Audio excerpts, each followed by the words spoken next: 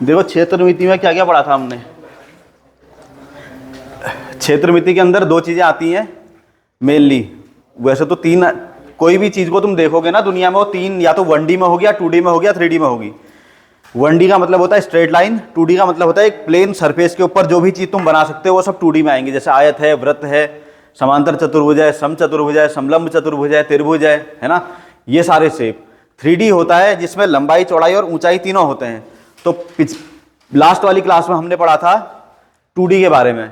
ठीक, दो चीजें हम देख रहे हैं क्षेत्रमिति में, एक देख रहे हैं हम 2D और एक देखेंगे 3D। 2D के अंदर हमने क्या क्या पढ़े, हमने पढ़ा त्रिभुज, हमने पढ़े चतुर्भुज, और हमने पढ़े एक्स्ट्रा वाले जिसके अंदर हमने पंचभुज वगैरह थोड़ा बहुत फॉर्मूले देखे थे जो इसमें क्वेश्चन आते हैं, इंटरनल एंगल निकालने वाले। जैसे कहीं पर क्वेश्चन आता है तुमको चतुर्भुज के सभी अंतःकोणों का योग कितना होता है, त्रिभुज का कितना होता है, त्रिभुज का सभी अंतःकोणों का योग कितना होता है, त्रिभुज। यार ये तो बहुत बेसिक चीज है।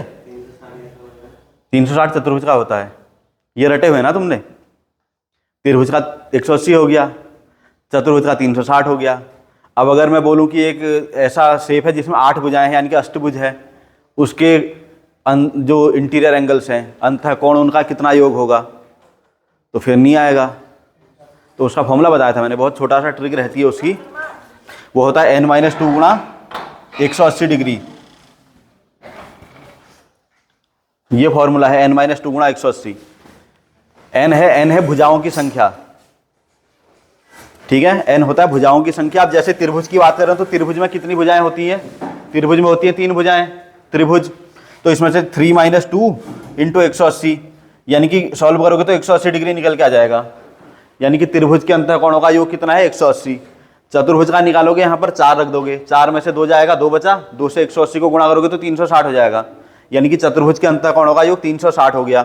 ऐसी अगर क्वेश्चन में ये थोड़ी आएगा चतुर्भुज के, क्वेश्चन आएगा तुम्हारा 1 नंबर का, और आएगा कि कोई मान के चलो कोई अष्टभुज है या कोई शेप है कोई जिसमें 9 भुजाएं हैं, उसके अंतःकोणों का योग कितना होगा। अब तुमको पता है अगर 9 भुजाएं हैं तो यहाँ पर हमने 9 रख देना है। 9 में से 2 क्या बचेगा, 7। 7 गुणा 180, जितना भी आता है अंतःकोणों का योग उतना ही होगा। ठीक है, तो ये ट्रिक रहती है। ऐसी होता है बाह्य कोणों का योग। बाह्य कोणों का योग होता है एक्सटीरियर एंगल्स, जिसको बोलते हैं सम ऑफ एक्सटीरियर एंगल, वो होता है 360 डिग्री। वो सबके लिए सेम रहता है, ठीक है नहीं। किसी भी चतुर्भुज के बाह्य कोण का योग 360, पंचभुज के बाह्य कोण का योग 360। कोई भी पॉलीगन होगा, बहुभुज मतलब जिसमें 2 से ज्यादा भुजाएं हैं, क्योंकि कोई भी हमको क्लोज्ड ज्योमेट्री बनानी है ना।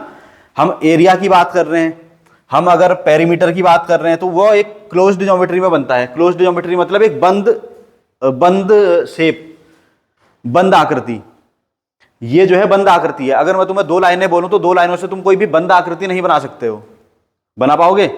2 लाइनों से कोण बन जाएगा। जैसे एक लाइन ये हो गई, एक लाइन ये हो गई, ये कोण बनेगा। सिर्फ बंद आकृति को बनाने के लिए कम से कम 3 लाइनें चाहिए होती हैं। ठीक, तो 3 से या 3 से ज्यादा लाइनें जो भी होंगी वो सारी वो बहुभुज के अंदर आती हैं। त्रिभुज भी बहुभुज के अंदर आएगा, चतुर्भुज भी आएगा, पंचभुज, षष्ठभुज, सप्तभुज जितने होते हैं वो सारे उसी के अंदर आएंगे। ठीक है, ये हमने 2D में पढ़ा था। और 2D के अंदर हमने क्या क्या चीजें देखी थी। देखो, त्रिभुज पढ़ा था। त्रिभुज के अंदर हमने देखा था हर टाइप का त्रिभुज, समबाहु त्रिभुज, समद्विबाहु त्रिभुज, विषमबाहु त्रिभुज और समकोण त्रिभुज 90 डिग्री वाला। सबका क्षेत्रफल निकालना और सबका परिमाप निकालना, पेरीमीटर। ठीक है, इसमें हमने देखा था क्षेत्रफल निकालना और परिमाप निकालना। क्षेत्रफल क्या होता है? क्षेत्रफल मतलब जो ये आकृति बन रही है इसके अंदर का ये पूरा एरिया, ये हो गया क्षेत्रफल। परिमाप होता है इसके भुजाओं का योग, यानी कि जैसे ये है तो ये वाली भुजा प्लस ये वाली भुजा प्लस ये वाली भुजा, तो तीनों भुजाओं का योग, या 4 है तो चारों भुजाओं का योग, वो कहलाएगा उसका परिमाप। और क्षेत्रफल का मतलब उसके बीच का एरिया जो आ रहा है, क्योंकि कोई भी ज्योमेट्री अगर क्लोज हो रही है ना, बंद आकृति है, तो उसके बीच में कुछ एरिया बनेगा। मेंस्ट्रुएशन का रियल लाइफ में बहुत ज्यादा इस्तेमाल होता है। ठीक है, तो क्षेत्रफल और परिमाप देखा था हमने त्रिभुज का, जिसमें समबाहु त्रिभुज का क्षेत्रफल हमने देखा था √3/4a², उसका परिमाप हो गया 3a। और कोई अगर समकोण त्रिभुज है तो 1/2 बेस इंटू हाइट, आधार गुणा ऊंचाई, उसका आधा, और तीनों भुजाओं का योग उसका भी परिमाप हो जाएगा। विषमबाहु त्रिभुज के लिए हीरो का फॉर्मूला यूज करते हैं, Heron's formula under root S, S minus A, S minus B, S minus C, जहाँ पर एस होता है A plus B plus C upon two, semi perimeter कहते हैं उसको। उसके अलावा विषमबाहु त्रिभुज के लिए हम इस्तेमाल, विषमबाहु त्रिभुज समद्विबाहु के लिए इस्तेमाल करते हैं हम 4/a under root 4b square, a/4 under root 4b square minus A square, formula है उसका। तो ये तुमको तब पता चलता जब मैंने परसों पढ़ाया था क्लास, तो अब उतना सब रिपीट करने का टाइम है नहीं, एक आध बच्चों ने लिख रखा है, देख लेना। बाकी क्या बताया मैंने, एक ऊपर से तुमको ओवरव्यू मैंने दे दिया है। क्षेत्रफल और परिमाप निकालने बताए थे, फिर हमने चतुर्भुज पढ़े थे। चतुर्भुज के अंदर यानी कि जिसमें 4 भुजाएं होंगी वो चतुर्भुज कहलाएगा। जैसे आयत है, आयत में 4 भुजाएं होती हैं, चतुर्भुज हो गया। वर्ग में 4 भुजाएं होती हैं, चतुर्भुज हो गया। तो आयत का क्षेत्रफल क्या निकलता है, लंबाई गुणा चौड़ाई। उसका परिमाप निकालेंगे तो सारी भुजाओं का योग, यानी कि 2 उसमें लंबाई रहेंगी, 2 उसमें चौड़ाइयाँ रहेंगी, है ना। तो 2l + 2b, 2 बाहर कॉमन ले लोगे, l + b बच जाएगा, या 2 गुणा लंबाई धन चौड़ाई, ऐसे भी लिख सकते हैं हम परिमाप को। उसके बाद वर्ग आता है, ठीक है। वर्ग का क्षेत्रफल भी वही लंबाई गुणा चौड़ाई से निकलता है, लेकिन उसमें बराबर रहती है लंबाई चौड़ाइयाँ, तो भुजा का वर्ग बोल देते हैं सीधे ही, ए स्क्वायर। परिमाप हो गया 4 गुणा ए, चारों भुजाएं सेम है। उसके बाद आता है समांतर चतुर्भुज। समांतर चतुर्भुज का होता है बेस इंटू हाइट। फिर आता है तुम्हारा पेरीमीटर, सबका साइडों का योग हो जाएगा।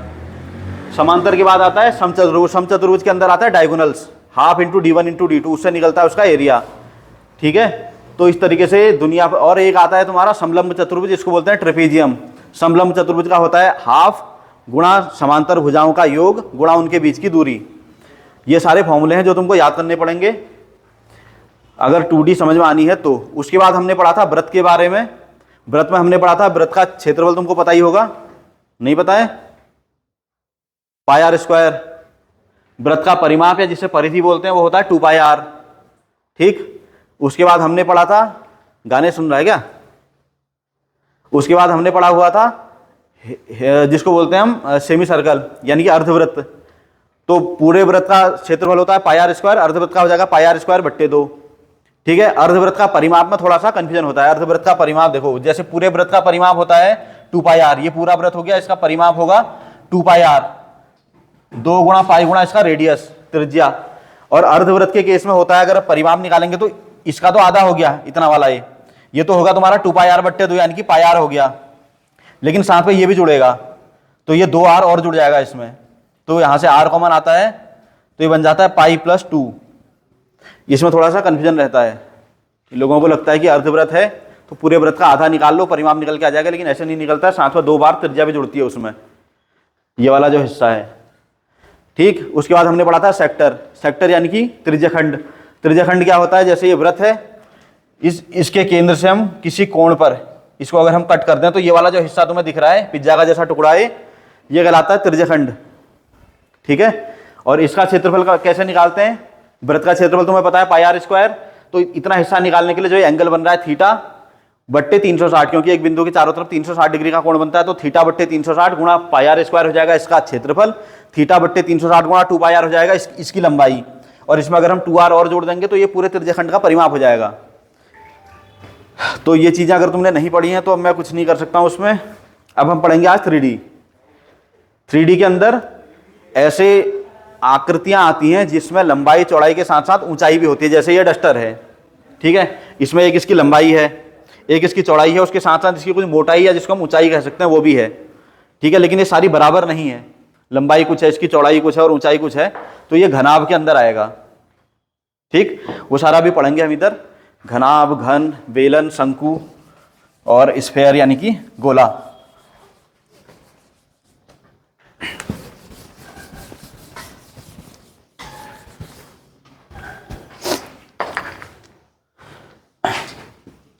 तो 3D के अंदर हम पढ़ेंगे क्या क्या। सबसे पहले हम पढ़ेंगे घनाभ, ठीक। दूसरा हम पढ़ेंगे इसमें घन, घनाभ यानी कि क्यूबॉइड, घन यानी कि क्यूब। उसके बाद तीसरा है बेलन, बेलन यानी कि सिलेंडर। उसके बाद पढ़ेंगे स्फेयर यानी कि गोला ही बोलते हैं इसको, शायद हिंदी में भी देख लेंगे, गोला। फिर पढ़ेंगे अर्धगोला, हेमीस्फेयर। आपके सामने मार खाएगा, अच्छा लगेगा।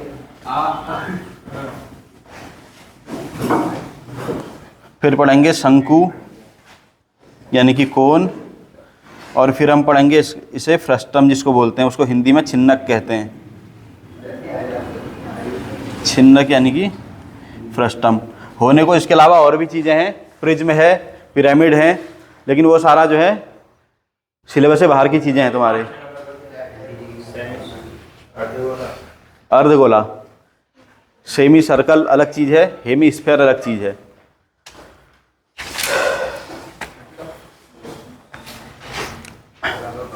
तो ये 7 आइटम है जिनके बारे में हम पढ़ेंगे। इनके फॉर्मूले ही मेन है जो याद करने हैं या समझ में आने हैं, जैसे भी तुम चाहो। और इसमें हम निकालेंगे क्या क्या 3D वालों के अंदर। तो जैसे हमने 2D शेप के अंदर क्षेत्रफल और क्या देखा था, परिमाप। तो यहाँ पर हम देखेंगे इसका वॉल्यूम यानी कि आयतन, इसका CSA जिसको बोलते हैं कर्व्ड सरफेस एरिया, वक्र पृष्ठ का क्षेत्रफल, वक्र पृष्ठ का क्षेत्रफल, और एक इसका बोलेंगे TSA जिसको बोलते हैं टोटल सरफेस एरिया यानी कि संपूर्ण पृष्ठ का क्षेत्रफल।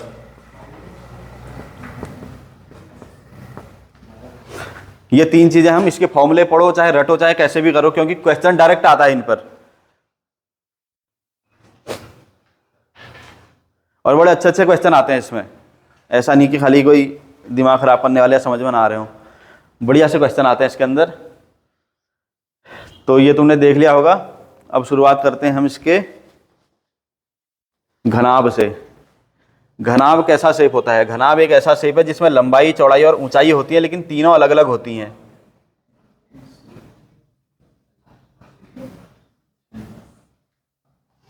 ठीक है, ये कहलाएगा घनाभ। इसमें कुछ इसकी लंबाई होगी, कुछ इसकी ऊंचाई होगी और कुछ इसकी चौड़ाई होगी।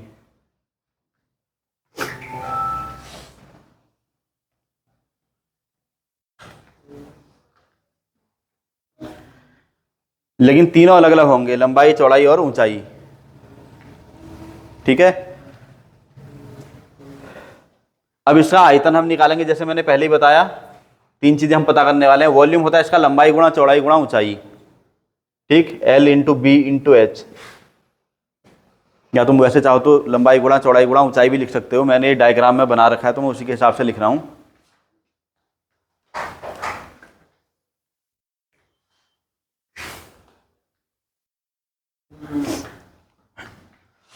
फिर आता है तुम्हारा इसका कर्व्ड सरफेस एरिया यानी कि वक्र पृष्ठ का क्षेत्रफल। देखो कर्व्ड सरफेस एरिया कहते किसको हैं? ऊपर और नीचे वाले प्लेन को छोड़ करके जो बचा हुआ एरिया चारों तरफ का दिखेगा, इसको बोलेंगे कर्व्ड सरफेस एरिया। ठीक है, यानी कि ये डस्टर है, जैसे ये घनाभ है, तो इसका हम इस टॉप वाले को छोड़ दो और ये जो नीचे जहाँ पर लगा हुआ है इसको छोड़ दो। इसके अलावा जो चारों तरफ का जो एरिया दिख रहा है इसके, ये कहलाता है। वैसे तो इसमें वक्र है नहीं, है ना, इसको लेटरल सरफेस एरिया बोलते हैं घनाभ के केस में, लेकिन कई किताबों में जो है इसको भी वक्र पृष्ठ में ही गिना गया है। वक्र पृष्ठ वहाँ पर कहलाता है जहाँ पर वो वक्र होगा यानी कि टेढ़ा होगा। जैसे बेलन है, बेलन जो है वो एक स्फेरिकल शेप में आता है ना, साइड से टेढ़ा होता है एकदम सीधा। ये पर ये क्या है, ये तो सीधा है ऐसे। लेकिन हम इन चारों को जब हम इसका एरिया निकालेंगे और इनको जोड़ देंगे ना, तो ये कहलाएगा उसका वक्र पृष्ठ का क्षेत्रफल। CSA यानी कि वक्र पृष्ठ का क्षेत्रफल। अब वक्र पृष्ठ का कैसे निकलेगा? देखो, ये वाला एरिया कितना है L और ये ऊंचाई हो गई h, तो L गुणा h इसका निकल गया, इस आगे वाले का। ठीक है, ऐसा इसके पीछे भी होगा, L इंटू एच उसका भी निकल जाएगा। ठीक है, L गुणा h गुणा 2 कर लेता हूं मैं यहाँ पर, क्योंकि LH इधर का भी LH यहाँ का भी है, 2 है ना, या LH धन LH भी कर लो, बात वही पड़ेगी। 2LH आएगा, इससे भी 2LH ही आएगा। उसके बाद साइड की अगर हम बात करें तो ये क्या है, B, और ये कितना है H, तो ये हो गया 2BH।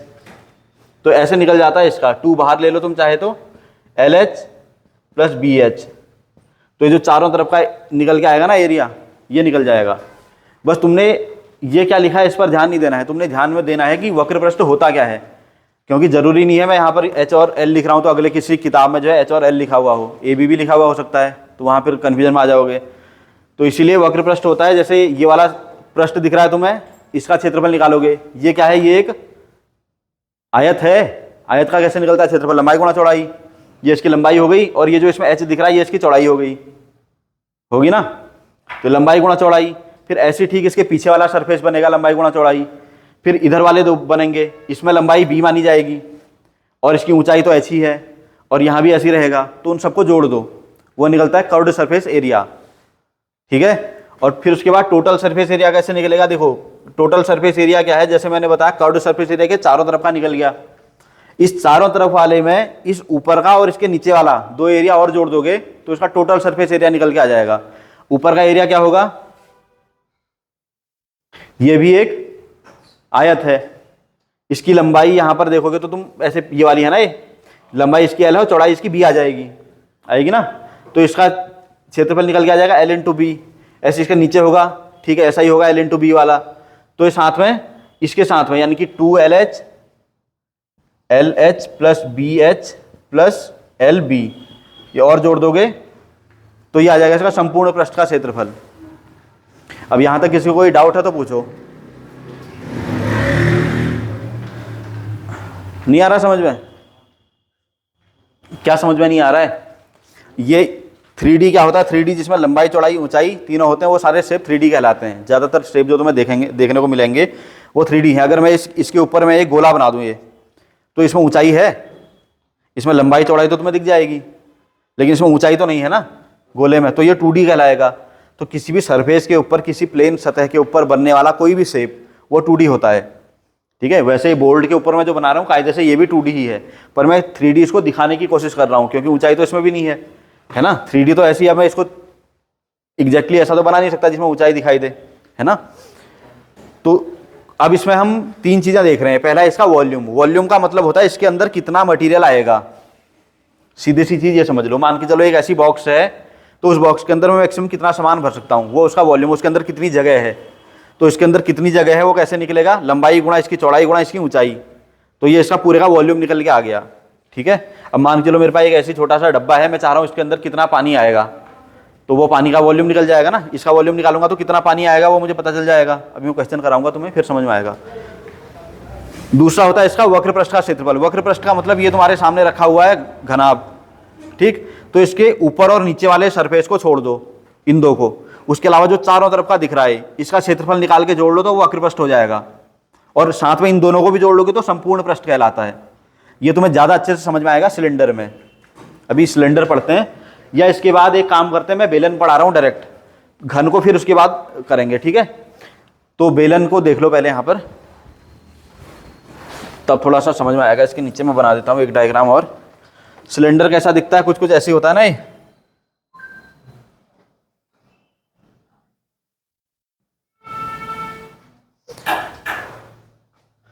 ये इसकी त्रिज्या हो गई r और ये इसकी ऊंचाई हो गई h,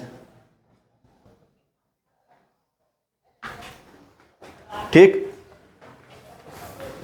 अब इसमें भी हम तीन चीजें देखेंगे। पहला हम देखेंगे इसका आयतन। तो सिलेंडर का आयतन क्या कैसे निकलता है, तो सिलेंडर का जो नीचे वाला एरिया है ये भी वही है, r रेडियस है इसकी, ऊपर r है नीचे भी r ही है, ठीक। तो ये नीचे कैसा है, एक वृत्त जैसा है ना।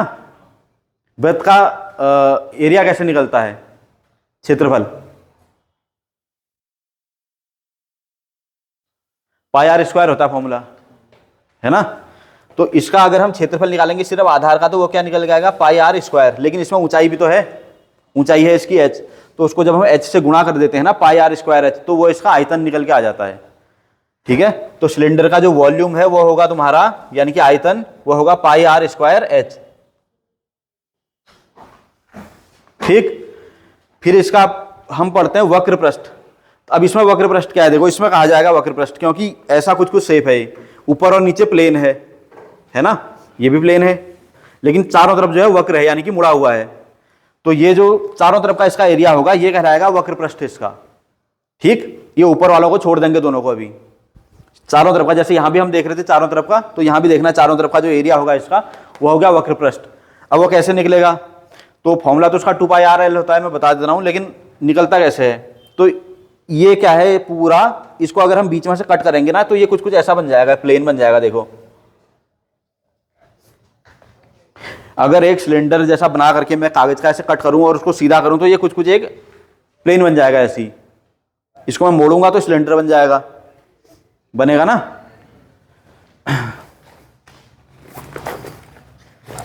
जैसे ये समझ लो, जैसे ये है, ठीक। इसको मैंने मोड़ दिया ऐसे, तो ये एक सिलेंडर बन गया ना, बन गया नहीं। अब ये चारों तरफ का जो इसका एरिया है ये इसका वक्र पृष्ठ है, ऊपर और नीचे का इसमें मिला देंगे तो संपूर्ण पृष्ठ हो जाएगा। तो ये मैं अभी इसकी बात कर रहा हूँ। ये अब मैं इसको अगर सीधा करूं तो ये कुछ कुछ ऐसी बन गया, बन गया। इसे फॉर्मूले याद करने में आसानी रहती है, चाहो तो तुम रट भी लो इसको, कोई दिक्कत वाली बात नहीं है। तो वृत्त का जो परिमाप है वो होता है 2 पाई r होता है। तो जब हम इसको सीधा करेंगे तो ये पूरी लंबाई इसकी 2 पाई r ही तो आएगी परिमाप के बराबर। ये पूरा परिमाप हुआ, इसको कट करके सीधा करोगे तो 2 पाई r, तो 2 पाई r के बराबर इसकी लंबाई आएगी। और ये कितनी आएगी? ये इसकी ऊंचाई के बराबर h। अभी आयत जैसा बन गया है, तो इसका अगर हम क्षेत्रफल निकालेंगे तो क्या करेंगे? 2 पाई r इंटू h। तो इसका जो कर्व्ड सरफेस एरिया होता है CSA वो होता है 2 पाई r h। ठीक है। उसके बाद आता है संपूर्ण पृष्ठ का क्षेत्रफल, जिसे बोलते हैं टोटल सरफेस एरिया।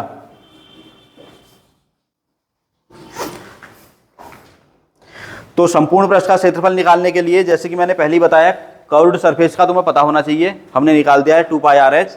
अब इसमें ऊपर और नीचे दोनों का क्षेत्रफल जोड़ देंगे तो ये आ जाएगा संपूर्ण पृष्ठ का क्षेत्रफल। ऊपर और नीचे जोड़ने का मतलब, ऊपर वाला क्या है? वृत्त है, वृत्त का होता है पाई r स्क्वायर, नीचे भी एक वृत्त है जिसका होगा पाई r स्क्वायर, तो दोनों जोड़ के हो जाएंगे 2 पाई r स्क्वायर। ठीक, उसमें हम 2 पाई r h जोड़ देंगे तो क्या बन जाएगा? 2 पाई r स्क्वायर प्लस 2 पाई r h। तो यहां से हम 2 पाई r बाहर ले लेते हैं, r प्लस h बच जाएगा अंदर। तो ये होता है इसका टोटल सरफेस एरिया का फॉर्मूला, संपूर्ण पृष्ठ का क्षेत्रफल। समझ में आ रहा है? नहीं आ पा रहा? संपूर्ण पृष्ठ, अगर ये एक सिलेंडर है,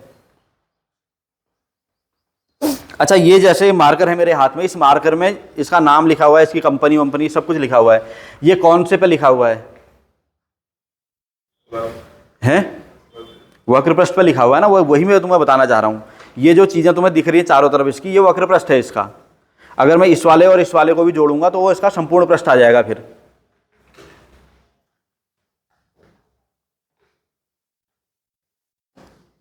समझे? क्या समझे? आयतन क्या होता है? पति 2 बार वॉल्यूम लिख चुके हैं, मैं पूछ रहा हूं आयतन होता क्या है?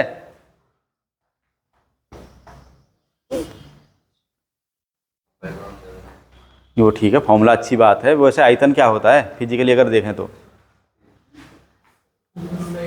वह जैसे मेरे पास एक ग्लास है, ठीक है, ग्लास का आयतन क्या होगा? फॉर्मूला नहीं पूछ रहा हूं, ग्लास के अंदर कितना सामान आ सकता है वही तो उसका आयतन है। जितना आयतन होगा उतना ही उसके अंदर पानी आएगा। ग्लास के अंदर मैं पानी भर रहा हूं तो, समझ पा रहे हो? एक बोतल है, बोतल को थोड़ी देर के लिए हम सिलेंडर मान लेते हैं इसको, ये है, अब एकदम सिलेंडर तो नहीं है, थोड़ा कॉम्प्लेक्स शेप है, लेकिन सिलेंडर इसको हम मान लेते हैं। ठीक, तो इसके अंदर जितना पानी आएगा वही इसका आयतन है। बोतल के चारों तरफ का जो एरिया बाहर से दिख रहा है चमकदार, ये इसका वक्र पृष्ठ हो गया। ऊपर का ढक्कन और नीचे का पैंदा अगर हम मिला लें तो उसका संपूर्ण पृष्ठ हो जाता है। तो संपूर्ण पृष्ठ ऊपर प्लस नीचे प्लस वक्र पृष्ठ, ये तीनों को मिला के बनता है संपूर्ण पृष्ठ।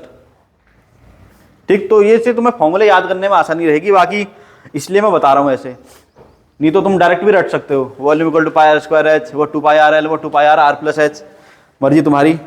ठीक है, अब हम पढ़ेंगे इसमें क्यूब। इसके बाद आना चाहिए था, अभी थोड़ा सा मैं पहले फॉर्मूला लिखा देता हूं जल्दी जल्दी, फिर जब क्वेश्चन बनाएंगे तो तुम्हें अच्छे से और समझ में आएगा कहना क्या चाह रहा हूं मैं। जैसे एक चीज समझो, जैसे कमरा है, कमरे की एक लंबाई है, एक चौड़ाई है और एक ऊंचाई भी है ना।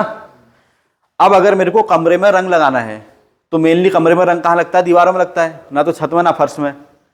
तो अगर हम चारों दीवारों की बात करें तो वो इसके क्या हो गए? वक्र पृष्ठ हुआ ना, वो हुआ वक्र पृष्ठ। अगर हम इसमें छत और फर्श भी जोड़ दें तो संपूर्ण पृष्ठ आ जाएगा। क्वेश्चन आते हैं ऐसे, मैं इसीलिए बता रहा हूं कि एक कमरा है, इसकी लंबाई चौड़ाई ऊंचाई इतनी, उसकी दीवारों में पेंट करना है और पेंट का पर ml का रेट इतना है, तो टोटल कितना खर्चा आएगा? ऐसे वाले क्वेश्चन आते हैं इसमें। ये तुम अपने रियल लाइफ में भी इस्तेमाल कर सकते हो, जैसे घर में पेंट लगा रहे हो तो पूरा एरिया वेरिया निकालने में, या घर में फर्श है, फर्श का तुम एरिया निकाल सकते हो। फर्श तो सिंपल 2D हो गया, आयत बन गया ना, एक लंबाई गुणा चौड़ाई। अब कितनी टाइलें लगनी है, मान के चलो इस फर्श में टाइल लगी हुई है तो हम कैसे निकालेंगे? सबसे पहले तो हम कमरे का क्षेत्रफल निकालेंगे, फर्श का। तो हमको ऊंचाई तो देखनी नहीं है उसमें, क्योंकि हमारा फर्श से काम है, तो हम 2D से काम करेंगे। 2D मतलब आयत मानेंगे इसको, घन नहीं मानेंगे या घनाभ नहीं मानेंगे, आयत मानेंगे। तो आयत मान के क्या है कि इसमें लंबाई और चौड़ाई रही दोनों, लंबाई गुणा चौड़ाई हमने कर लिया, इस कमरे का हमारा क्षेत्रफल निकल गया फर्श का। ठीक, अब हमें बताइए एक टाइल कितनी है, 1 गुणा 1 फीट की है या 2 गुणा 2 फीट की है, तो उसका क्षेत्रफल भी निकल गया। अगर 1 गुणा 1 फीट की है तो 1 गुणा 1 यानी कि 1 स्क्वायर फीट हो गया, या 2 गुणा 2 की है तो 4 स्क्वायर फीट आ गया। अब हम इस टोटल कमरे के क्षेत्रफल को उस एक टाइल के क्षेत्रफल से जब भाग दे देंगे तो हमें यह पता चल जाएगा इस कमरे में कितनी टाइलें लगने वाली हैं। समझ रहे हो? तो ये जो है काफ़ी रियल लाइफ इस्तेमाल वाली चीज़ है जो मेंसुरेशन है। अब हम पढ़ेंगे क्यूब। तो जैसे हमने घन पढ़ा हुआ था, ये सॉरी घनाभ पढ़ा था, ये था घनाभ, ये था बेलन। घनाभ में लंबाई चौड़ाई ऊंचाई अलग अलग होती है। जब हम क्यूब पढ़ेंगे तो क्यूब में लंबाई चौड़ाई ऊंचाई तीनों बराबर रहेंगी। तो मैं घनाभ वाले को मिटा देता हूँ अब ये।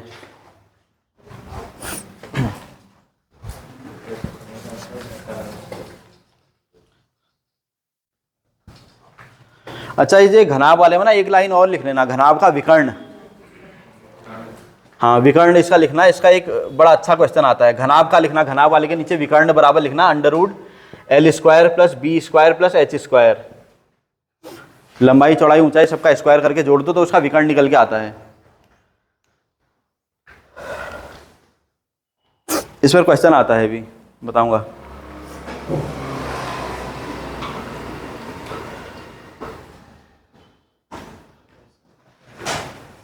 लिख लिया? अब हम करेंगे इसमें घन। घन यानी कि क्यूब। तो क्यूब भी एक 3D शेप होता है जिसमें लंबाई चौड़ाई और ऊंचाई तीनों बराबर रहती हैं। जैसे घनाभ में अलग अलग थी तो यहाँ पर सब बराबर रहेंगी।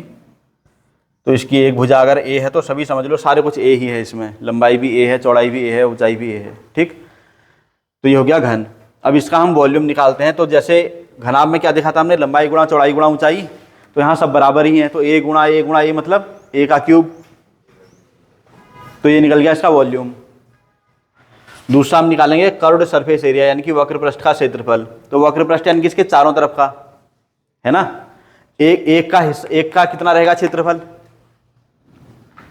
जैसे मैं कह रहा हूं इसका क्षेत्रफल बाहर, ये जो बाहर सामने से दिख रहा है, इसका क्षेत्रफल कितना होगा, इसकी लंबाई भी A है, चौड़ाई भी A है, ऊंचाई भी A है। तो ये क्या दिख रहा है तुम्हें, एक वर्ग जैसा दिख रहा है ना। तो लंबाई गुणा चौड़ाई A गुणा A² इसका क्षेत्रफल होगा सिर्फ, जो बाहर से दिख रहा है पहला वाला हिस्सा। अब ऐसे इसमें कितने हिस्से हैं, 4 हैं वक्र पृष्ठ में, तो ये 4A² आ जाएगा। ठीक है, और ऊपर और नीचे इनको जोड़ेंगे, ये भी सेम ही आएंगे क्योंकि इसकी भी A और A ही है माप। तो 2A और जुड़ेगा इसमें 4A में, तो कितना हो जाएगा 6A²। ये हो गया इसका टोटल सरफेस एरिया यानी कि संपूर्ण पृष्ठ का क्षेत्रफल। ठीक, अब विकर्ण जैसे उसमें निकाला था हमने, विकर्ण क्या निकाला था, डायगोनल L² + B² + H² निकाला था ना। यहाँ L भी A ही है, B भी उतना ही है, H भी उतना ही है। A² + A² + A² मतलब 3A², अंडर रूट के अंदर ऐसे निकालेंगे ना, A² + A² + A²। ये हो गया तुम्हारा अंडर रूट का 3A², और A² से A बाहर आ जाएगा तो A√3 आ जाएगा। ये इसका विकर्ण होता है।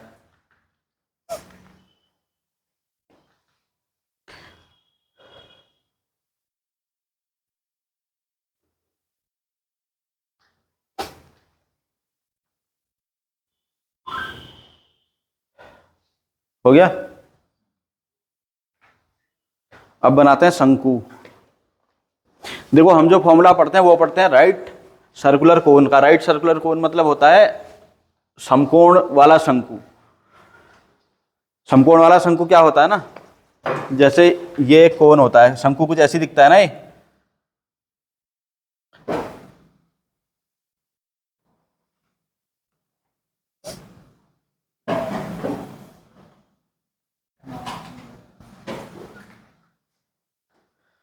तो समकोण वाला शंकु क्या होता है कि इसका जो बेस का सेंटर है, इसका केंद्र जो है, ये इसके टॉप के ठीक परपेंडिकुलर होगा यानी कि लंबवत होगा। इसकी जो चोटी सी दिख रही है ना ऊपर, ये इसका पॉइंट इसके केंद्र के ठीक ऊपर बना होगा, वो होता है समकोण। यानी कि यहां पर बनेगा जो एंगल वो होगा 90 डिग्री का। अगर मैं ऐसा शंकु बना दूं कोई, ये शंकु तो ये भी है, ये वाला जो दिख रहा है, लेकिन इसका ये वाला टॉप सेंटर के ऊपर नहीं है, यानी कि 90 डिग्री का कोण नहीं बना रहा है, तो ये राइट सर्कुलर कोण नहीं कहलाता है। इसके केस के लिए फॉर्मूला ये वाला नहीं चलता है। ये वो हैरी पॉटर की मूवी देखी किसने, उसमें एक टोपी रहती है उसके सर में, बोलने वाली जो टोपी होती है वो उसी टाइप की दिखती है। नहीं देखी है हैरी पॉटर? नहीं देखी तुमने? इसने देखी होगी है। बढ़िया मूवी है यार, क्या बात कर रहे हो।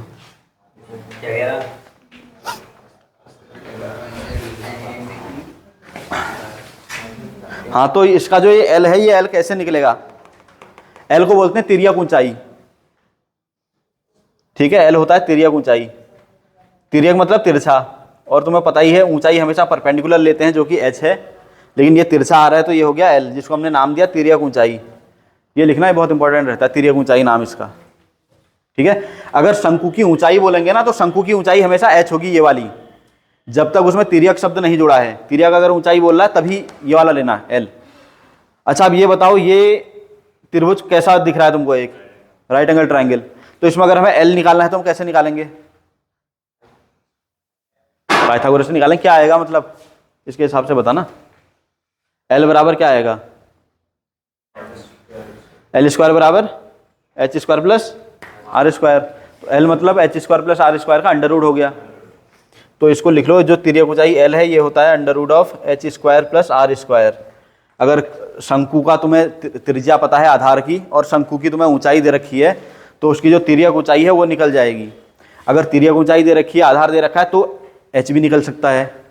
ये अगर ये दोनों दे रखे हैं तो ये भी निकल जाएगा, है ना। तो इन तीनों में से दो चीज़ें भी दे रखी हैं तो तीसरी निकल जाएगी, कहने का मतलब ये है। उसके बाद आता है इसका वॉल्यूम। अच्छा, सिलेंडर के वॉल्यूम का 1/3 होता है शंकु का वॉल्यूम। सिलेंडर का वॉल्यूम कितना था? बस उसका 1/3 कर दो, तो 1/3 पाई आर स्क्वायर एच, ये होता है इसका वॉल्यूम। अब ये प्रैक्टिकली करने वाली चीज़ें हैं। प्रैक्टिकली करने वाली चीज़ें मतलब, अगर एक मैंने कोन ले लिया ऐसा, ये कोन को ऐसे बना देता हूँ मैं, ये ठीक है, ये ग्लास हो गया, एक कोनिकल शेप का, ऐसे वाला आता है ना आजकल ग्लास, ये ग्लास हो गया, और एक ग्लास ये हो गया अपना जो नॉर्मल ऐसा वाला आता है। ठीक, इस ग्लास की त्रिज्या है आर और इस ग्लास की ऊंचाई है एच, और ठीक यही आर त्रिज्या इस शंकु की भी है और इसकी ऊंचाई भी एच आ रही है। ठीक है, तो इसका जो वॉल्यूम है, जैसा कि मैंने कहा तुमसे 1/3 होता है। कहने का मतलब, अगर तुम इस ग्लास को पूरा भर के कोई चीज पी रहे हो, उसको इसमें डालोगे तो सिर्फ 1/3 ही यूज होगा इसमें। या दूसरे तरीके से कहूं तो ये ग्लास 3 बार भर के इसमें डालोगे तभी एक बार भरेगा। इसीलिए ये वाला ग्लास का शेप इस्तेमाल करते हैं लोग ज्यादातर, क्योंकि उनको पता है इसमें मटेरियल कम आता है। दिखता वैसा ही है, काफी बड़ा और चौड़ा, लेकिन होता कम है उसके अंदर। जैसे कोल्ड ड्रिंक पी रहे हो या कोई भी जूस वगैरह पी रहे हो ना, तो कोनिकल शेप वाला इसीलिए इस्तेमाल किया जाता है, क्योंकि वो दिखता ज्यादा है बट होता कम है उसके अंदर।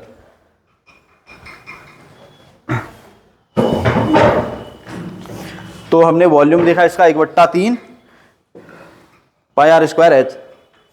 फिर आता है इसका कर्व्ड सरफेस एरिया। ठीक है, ये होता है पाई आर एल। एल क्योंकि ये जो कर्व्ड सरफेस वाली लंबाई तुम्हें एल दिख रही है, ठीक, और इन दोनों को अगर हम टी ऐसे निकालेंगे इसका, तो पाई आर एल हुआ प्लस ये बेस वाला एरिया। बेस का है तुम्हारा सर्कल, तो सर्कल का एरिया होता है पाई आर स्क्वायर। पाई आर बाहर ले लो, एल प्लस आर, ये होता है इसका संपूर्ण पृष्ठ का क्षेत्रफल।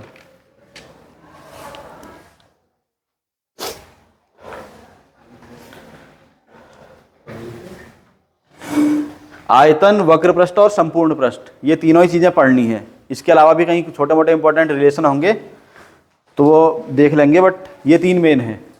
जैसे उसमें विकर्ण वाला बताया था ना मैंने, घन और घनाभ वाले में, उसमें क्वेश्चन आते हैं। समझ में आ रहा है? अब पढ़ेंगे हम फ्रस्टम। फ्रस्टम यानी कि छिन्नक। अगर तुमको शंकु याद है तो छिन्नक आसानी से हो जाएगा, थोड़ा सा टफ रहता है, अगर याद नहीं भी हो पा रहा तो कोई बात नहीं।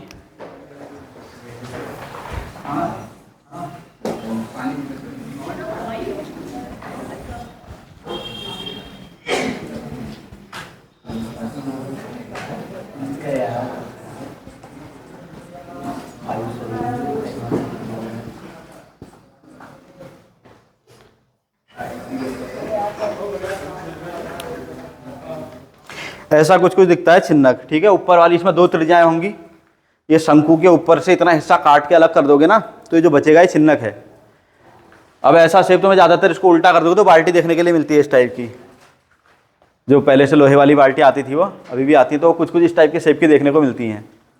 बाकी और बहुत जगह पे इस्तेमाल होता है खैर ये भी। तो इसका हम L निकालेंगे, यही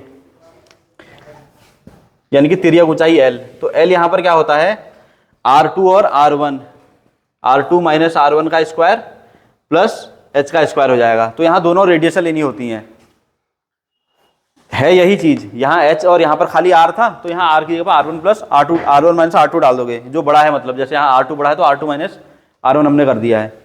अगर मैं नीचे R1 लिखूंगा तो R1 माइनस R2 हो जाएगा, उससे कोई फर्क नहीं पड़ना है, ठीक है। इसमें प्रिज्म और पिरामिड भी हैं तुम्हारे वाले में, लेकिन वो सब कराने की जरूरत है नहीं। उसके बाद आता है इसका वॉल्यूम।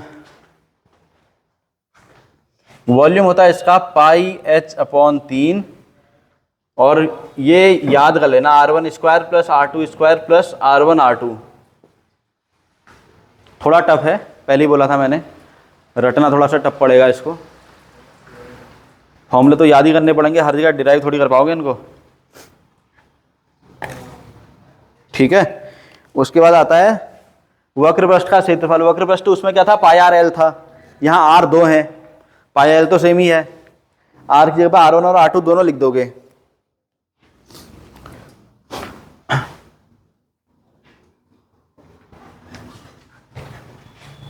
तो सी ऐसे हो जाएगा तुम्हारा पाई R1 प्लस R2 और L, कर्व्ड सरफेस एरिया हो गया, ठीक है। टोटल सरफेस एरिया के लिए कर्व्ड सरफेस एरिया के साथ ऊपर और नीचे वाले का एरिया जोड़ दोगे, और वो सॉल्व करने के बाद निकल के आता है, लिख देता हूँ चलो, TSA। ये फॉर्मूले नोट कर लेना, यहीं तक बता रहा हूँ मैं, यही है इसमें सबसे टफ। टफ तो इसमें और भी हैं, प्रिज्म है, पिरामिड है, तो वो मैं छोड़ ही रहा हूँ क्योंकि वो तुम्हारे में होगा नहीं और उसको पढ़ना जो है पॉसिबल नहीं है। कंपैरिजन करके बन जाता है वो भी, जैसे अगर पिरामिड होता तो पिरामिड का कोन के साथ कंपेयर करोगे तो लगभग फॉर्मूला बन के आ जाता है, प्रिज्म का सिलेंडर के साथ कंपेयर करोगे तो फॉर्मूला बन के आ जाता है। लेकिन फिलहाल तुम इनको लिख लो। उसके अलावा TSA का फॉर्मूला भी लिख लो, टोटल सरफेस एरिया इसी का, वो होता है पाई R1 स्क्वायर, ब्रैकेट के अंदर R1 square plus R2 square plus R1 R2, पाई R1 square plus R2 square plus R1 plus R2 into L होगा, ये वाला है। तो ये निकल गया छिन्नक का वॉल्यूम, कर्व्ड सरफेस एरिया और टोटल सरफेस एरिया, ठीक है। दो फॉर्मूले और रह रहे हैं, गोला और अर्धगोला, उसके बाद फिर इस पर बेस्ड न्यूमेरिकल करेंगे। लिख लिया है?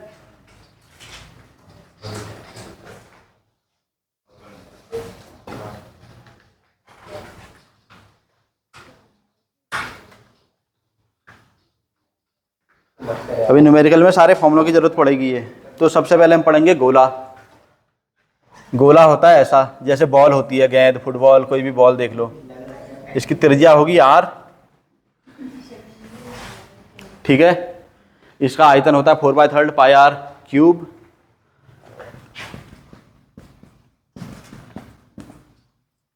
और इसका वक्र पृष्ठ बोलो, संपूर्ण पृष्ठ बोलो, सब इसमें एक ही होता है, 4 पाई R स्क्वायर। CSA TSA, क्योंकि इसमें तुम देख ही सकते हो कोई ऐसा प्लेन सरफेस है नहीं बना हुआ, CSA या फिर TSA सब इसमें एक ही है, जिसे कहते हैं 4 पाई R स्क्वायर।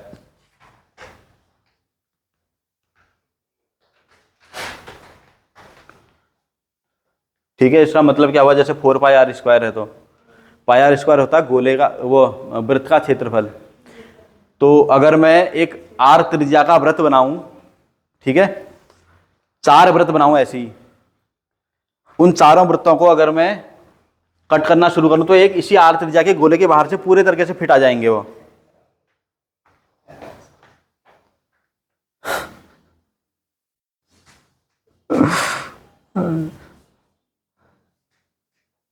चलो एक और बचा है, उसको भी लिख लो, फिर क्वेश्चन करते हैं। भाई रुक जाए 1 मिनट, पहले इसको लिखने दे। मेरे को ना लग रही प्यास, तुम्हें कैसे प्यास लग रही इतनी। आर त्रिज्या है इसकी, ठीक है, अर्धगोला मीन्स हाफ हो गया इसका, हेमिस्फीयर बोलते हैं इसको। तो ये पूरा गोला है, इसका आधा हो जाएगा, तो वॉल्यूम भी आ जाएगा इसका 2/3 पाई आर क्यूब। ये 4/3 था, इसको 2 से भाग दोगे तो ये 2/3 आ जाएगा। और इसका जो सी एस ए है, कर्व्ड सरफेस एरिया, वो निकल के आएगा 2 पाई आर स्क्वायर, क्योंकि पूरे वाले का 4 पाई आर स्क्वायर था, इसका 2 पाई आर स्क्वायर निकल के आएगा, ठीक है। लेकिन इसका जो टोटल सरफेस एरिया है, क्योंकि पूरे वाले गोले में तो था नहीं टोटल सरफेस एरिया, क्योंकि इसमें कुछ प्लेन सरफेस था ही नहीं, बट यहाँ पर तो है नीचे, और इसका एरिया कितना होगा, एक वृत्त के बराबर, पाई आर स्क्वायर के बराबर। तो ये 2 पाई आर स्क्वायर ये हो गया, पाई आर स्क्वायर इधर नीचे का हो गया, तो ये टोटल मिला के 3 पाई आर स्क्वायर बन गया, ठीक। ये तुमने लिख लिए हैं इसके फॉर्मूले। अब इस पर बेस्ड क्वेश्चन बनाएंगे थोड़ी देर के बाद, हाफ के बाद बनाएंगे क्वेश्चन।